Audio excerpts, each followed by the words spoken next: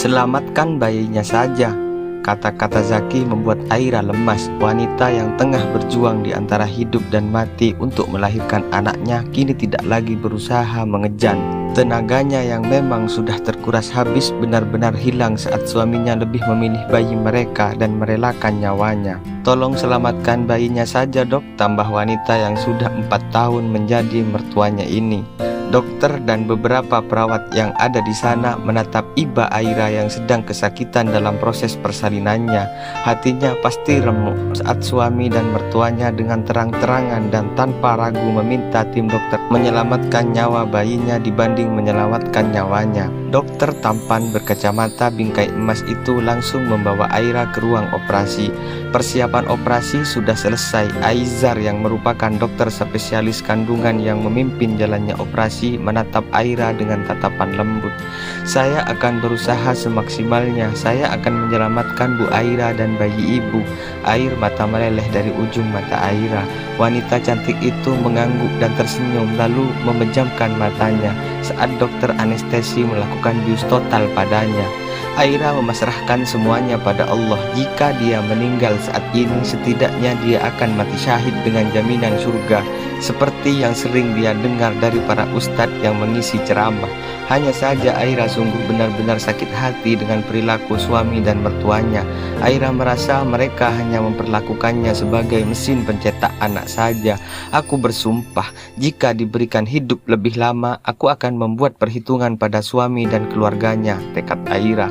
Masih segar dalam ingatan Aira saat 2 jam yang lalu dokter Salsa sampai memohon-mohon kepada Zaki dan juga Wina untuk menandatangani surat persetujuan wali untuk operasi Aira karena kondisi Aira dan bayinya sudah sangat memprihatinkan. Bu, Pak, Bu Aira sudah kelelahan dan enggak bisa lagi mengejan. Bu Aira sudah kami beri induksi, namun pembukaannya tidak bertambah juga. Kami harus segera melakukan operasi, ucap dokter Salsa emosi. Tunggu sebentar, Dok, saya ingin Aira melahirkan dengan normal, ucap Wina. Bu Aira sudah kelelahan, Bu, denyut bayinya juga sudah lemah. Kalau masih mengulur-ngulur waktu, dua-duanya akan dalam bahaya. Bu Aira juga sudah setuju untuk dilakukan operasi. Dokter Salsa terlihat frustasi. Gak boleh, Dok, anak kami harus dilahirkan normal. Bayi akan menjadi pintar jika dilahirkan normal, Zaki menimpali. Mas, lirih Aira, sayang, kamu pasti bisa lahiran normal. Mas yakin, ucap Zaki sambil menggenggam tangan Aira. Aku udah enggak tahan, Mas. Aira menggeleng lemah dengan air mata yang menggenang di matanya. Aira, ibu saja bisa lahiran normal, masa kamu enggak bisa? Tanya Wina yang membuat Aira ingin mengamuk saja. Bu, kondisi kehamilan setiap orang kan berbeda, potong dokter Salsa. Dok, istri saya sudah janji bakalan lahiran normal. Dia setuju untuk operasi kayaknya cuman karena merasa sedikit kesakitan saja, ucap Zaki. Mas, tolong, ini sangat sakit, ucap Aira dengan bibir yang gemetar. Wajahnya sudah pucat dan keringat membanjiri seluruh tubuhnya. Kamu kan sudah janji sama Mas. Zaki mengusap kepala Aira. Aira mendesah pelan. Janji itu memang dia ucapkan karena memang kandungannya selama ini baik-baik saja. Aira berjanji akan mengupayakan semampunya untuk melahirkan secara normal. Persetan dengan janji itu, teriak Aira.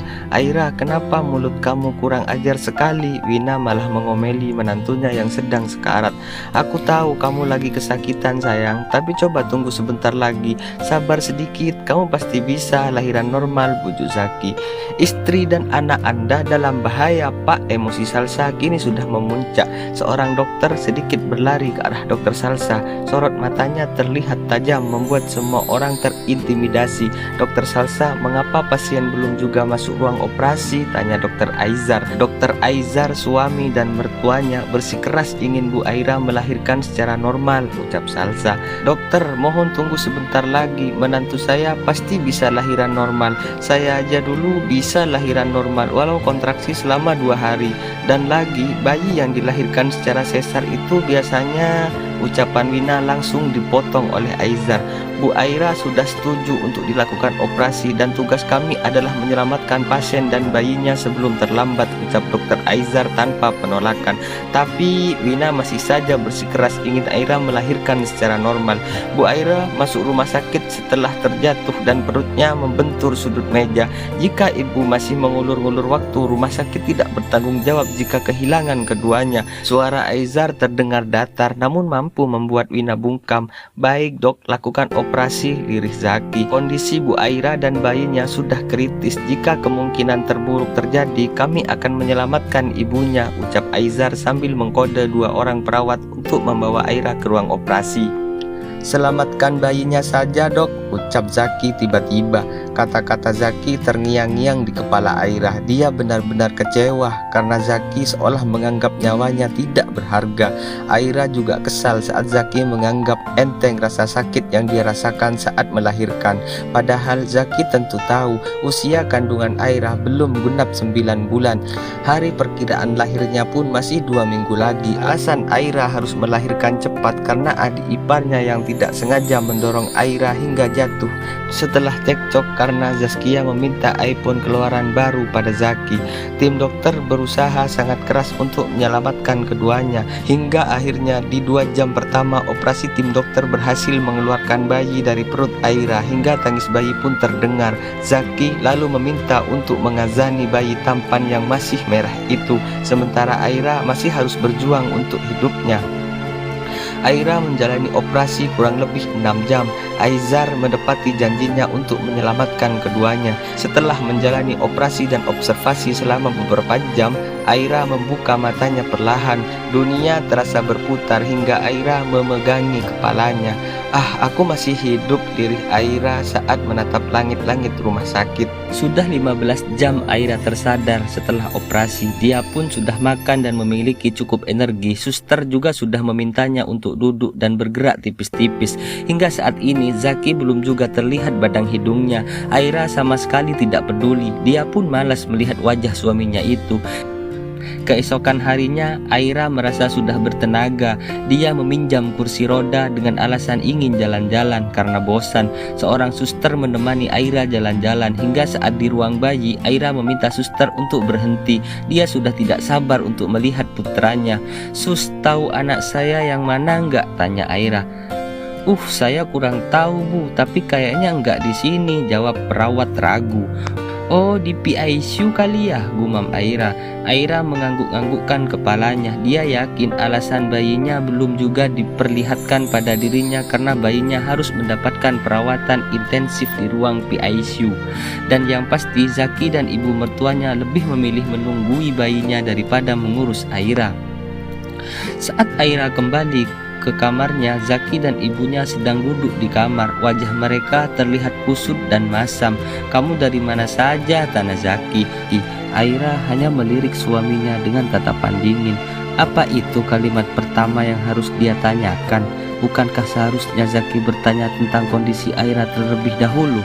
"Tidak usah bertingkah, sudah untung kamu bisa selamat," cibir Wina yang melihat Aira sangat dingin pada putranya. "Ibu berharap saya nggak selamat," sinis Aira. "Lancang kamu ya." "Bu, cukup," ucap Zaki yang jengkel dengan pertengkaran istri dan ibunya. "Didik istri kamu biar mulutnya sopan," sinis Wina. Tok-tok, Dokter Aizar, Dokter Salsa dan seorang perawat bertubuh mungil masuk ke dalam ruangan rawat Aira. "Sehat Bu Aira, apa ada yang terasa tidak nyaman?" tanya Aizar sopan. "Alhamdulillah dok, perut saya agak sakit terus luka jahitannya perih," jawab Aira jujur. "Saya periksa sebentar." Aizar lalu melakukan pemeriksaan. Kondisi Bu Aira sudah stabil, luka jahitannya bagus. Jika sakitnya tidak tertahankan, minta suster kasih obat penahan rasa sakit, ucap Aizar. "Dok, apa anak saya baik-baik saja? Saya pengen ketemu dok, saya pengen kasih ASI, payudara saya udah keras banget," keluh Aira. Wajah Zaki terlihat mengeras saat mendengar permintaan Aira. Aizar lalu menghela nafas panjang sebelum berbicara pada Aira. "Ibu, mohon izinkan saya menyampaikan kabar yang sangat berat ini. Kami telah berusaha sekuat tenaga untuk menyelamatkan buah hati ibu, namun takdir Allah berkata lain. Bayi ibu mengalami asfiksia yang berat, dan meski semua upaya medis telah dilakukan, Allah Subhanahu wa Ta'ala telah memanggilnya kembali terlebih dahulu. Inna lillahi wa inna ilaihi raji'un." Kami turut berduka cita yang sedalam-dalamnya. Kami yakin bayi ibu insya Allah menjadi cahaya dan penolong bagi ibu dan keluarganya di akhirat kelak. Jika ibu membutuhkan waktu, ruang, atau pendampingan, kami akan temani sepenuh hati. Seakan petir menyambar tubuh Aira saat mendengar ucapan lembut dari Dokter Aizar. Air matanya berhamburan keluar dari manik indah miliknya. Aira sungguh hancur saat tahu bayi yang dikandung dan dilahirkan dengan bertaruh nyawa sudah berpulang. Bagaimana bisa? Bukankah dokter sudah berjanji akan menyelamatkan anak saya?" tanya Aira dengan nada bergetar. Bayi ibu memang berhasil dilahirkan dengan selamat, bahkan Pak Zaki sempat mengazaninya. Hanya saja bayi mungil itu kekurangan oksigen karena persalinan yang macet. Jika saja suami dan ibu mertua Bu Aira tidak mengulur waktu operasi, mungkin bayi ibu masih bisa hidup, ucap Salsa sambil melirik judes pada Zaki dan Wina. "Dokter Salsa," tegur Aizar. Maaf dok, Salsa masih muda dan labil. Sejak kemarin dia sangat kesal pada Zaki dan juga Wina yang menghalangi operasi Aira. Dokter nyalahin saya, cucu saya mati karena dokter enggak becus operasi, ucap Wina tidak terima. "Kalau ibu enggak maksa pengen lahiran normal, bayi itu bakalan hidup," balas Salsa. "Salsa," Aizar kini menegur Salsa dengan cukup keras. "Bukan saatnya kita untuk saling menyalahkan. Saya harap bapak dan ibu selalu support Bu Aira dan selalu menghibur beliau.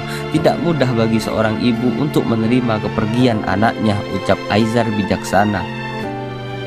Tatapan Aira kosong. Wanita cantik itu masih belum bisa menerima kenyataan kalau bayinya sudah tiada. "Bu Aira," lirih Aizar, "saya masih harus mengabarkan satu lagi kabar duka untuk ibu." Aira kini menatap Aizar dengan tatapan yang sangat menyedihkan. "Apa belum cukup Dokter Aizar mengabarkan kabar duka mengenai kepergian anak saya?" Saat proses operasi sesar tadi, ibu mengalami perdarahan yang sangat hebat. Tim medis kami telah berusaha semaksimal mungkin untuk menghentikan dengan berbagai cara. Namun demi menyelamatkan nyawa ibu, satu-satunya tindakan medis yang aman dan cepat adalah dengan melakukan pengangkatan rahim. Kami tahu ini bukan kabar yang mudah diterima. Kami memahami perasaan Ibu Aira sebagai seorang perempuan dan seorang ibu. Tapi keputusan ini diambil agar Bu Aira tetap bisa pulih dan kembali ke keluarga dalam keadaan sehat. Tangis Aira pecah. Kini dia sudah tidak memiliki rahim lagi karena keegoisan suami dan mertuanya. Aira harus kehilangan anak dan juga rahimnya. "Ini semua gara-gara kamu," teriak Aira. Semua orang terkejut saat Aira menerjang tubuh Zaki dan menghajarnya dengan membabi buta. Entah Aira mendapatkan kekuatan dari mana hingga dia mampu memukul, mencakar, dan menjambak Zaki hingga rambutnya sedikit botak. Wina, perawat, dan Aizar pun terlihat kesulitan menghentikan amarah Aira. Wina mencoba melindungi Zaki sementara Aizar merengkut tubuh Aira dan mencoba memegangi tangannya agar berhenti menyerang Zaki. Sementara Salsa malah mencuri kesempatan dalam kesempitan. Salsa menjambak dan menendang tulang kering Wina karena masih emosi dengan sikap dan perilaku mertua laknat itu. Aira pingsan setelah kecapean menghajar Zaki dengan membabi buta. Setelah memastikan kondisi Aira baik-baik saja, Aizar mendekat ke arah Zaki dan Wina yang tengah diobati oleh perawat. "Pak, Bu, kondisi mental Bu Aira sedang terguncang. Saya harap Ibu dan Bapak maklum Bu Aira butuh dukungan dan support dari orang-orang terdekatnya," ucap Aizar. "Baik dok," jawab Zaki sementara Wina hanya mendengus kesal. Hari keempat setelah operasi, Aira diperbolehkan untuk pulang ke rumahnya. Hingga saat ini Aira mengunci mulutnya dan tidak berkeinginan untuk berkomunikasi dengan Zaki maupun ibu mertuanya. Bahkan saat warga kampung dan tetangga mereka menengok, Aira hanya diam dan sama sekali tidak membuka mulutnya. hidupnya. Zaki menatap Aira yang kini berbaring di kasur membelakanginya. Rasa bersalah tentu bersarang dalam hatinya. Jika saja dia tidak memaksakan keinginannya agar putranya terlahir normal, mungkin saat ini mereka sedang bahagia menimang buah hati mereka. Maafkan emas sayang, Zaki mengusap kepala Aira dengan lembut. Apa dengan kata maaf dari emas bisa mengembalikan putra kita? Apa hanya dengan ucapan maaf emas bisa mengembalikan rahim aku yang sudah diangkat? Tanya Aira dengan suasana dingin. Zaki menghela nafas panjang, lidahnya membeku dan tidak bisa membalas ucapan Aira. Kamu istirahat, kalau butuh apa-apa kasih tahu mas. Zaki memilih meninggalkan Aira di kamar daripada mendengar ucapan tajam dari Aira. Mas, ibu bilang Mbak Aira jadi gila, tanya Zaskia saat Zaki keluar dari kamar. Dijaga mulut kamu, tegur Zaki. Ibu yang bilang kok, katanya Mbak Aira ngamuk di rumah sakit. Zaskia mengendikkan bahunya cuek. Itu karena dia kehilangan bayinya, ucap Zaki. Cih, itu pasti karena dari aku. Coba pas itu Mbak Aira beliin aku iPhone, pasti anaknya selamat, decih Zaskia.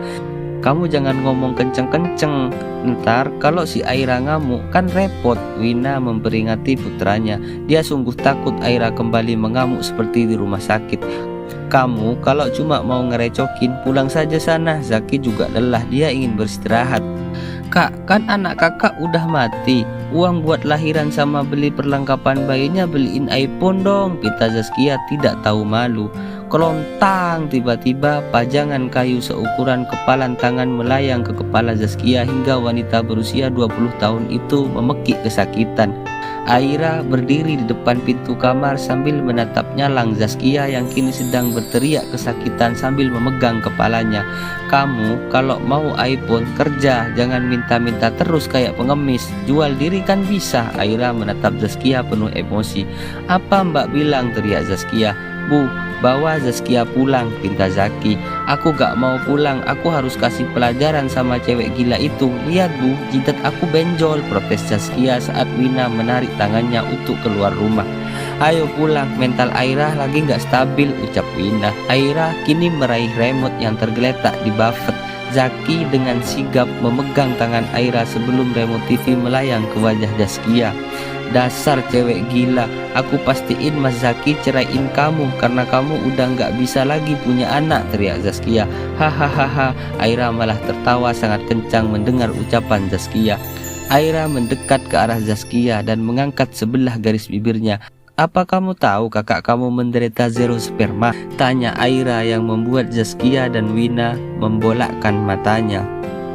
7 dari 10 sperma Zaki itu kosong dan 3 lainnya berenang sangat lemah. Butuh perjuangan ekstra keras supaya sperma milik Zaki bisa membuahi sel telur. Apa istri barunya nanti bisa sesabar aku yang menjalani program kehamilan yang sudah di luar nalar? Aira kini tidak lagi menutupi aib suaminya. Apa maksud kamu Aira? Gagap Wina. Selama 3 tahun aku selalu diam saat ibu menyebutku mandul, tapi kenyataannya anak kebanggaan ibu yang spermanya letoy, ucap Aira penuh penghinaan. Wina dan Zaskia lalu keluar dari rumah Zaki dengan membanting pintu. Ibu dan anak itu pergi sambil misuh-misuh dengan sumpah serapah yang keluar dari mulut mereka. Apa sekarang kamu mau mengumumkan tentang aib aku? Tanya Zaki dengan nada dingin. Hah? Kenapa? Malu? Ibu dan adik kamu juga sudah menyebarkan kabar kalau aku ini tidak memiliki rahim lagi. Semua warga di kampung ini mengirim pesan bertanya tentang kebenaran kabar ini padaku, desis Aira. Selama ini ibu dan adik kamu selalu menyebut aku mandul di setiap gibahan dan gosipan mereka. Apa kamu pernah menegur mereka? Apa kamu pernah membela aku dan menyebut aku subur dan tidak ada masalah dengan kandunganku? Kamu hanya pura-pura tidak tahu dan tutup mata karena takut orang-orang curiga kamu yang bermasalah, pekik Aira.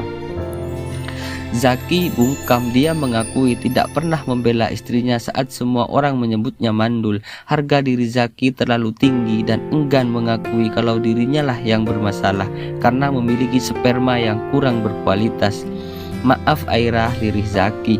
Aku muak dengar permintaan maaf dari kamu mas. Aira menabrak bahu Zaki dan kembali ke kamarnya. Selama ini Aira sangat lembut dalam bertutur kata. Walau Aira bisa bersikap tegas, namun Aira tidak pernah sampai membentak atau mengeluarkan kata-kata kasar. Namun setelah kehilangan anak dan rahimnya, sikap Aira berubah 180 derajat.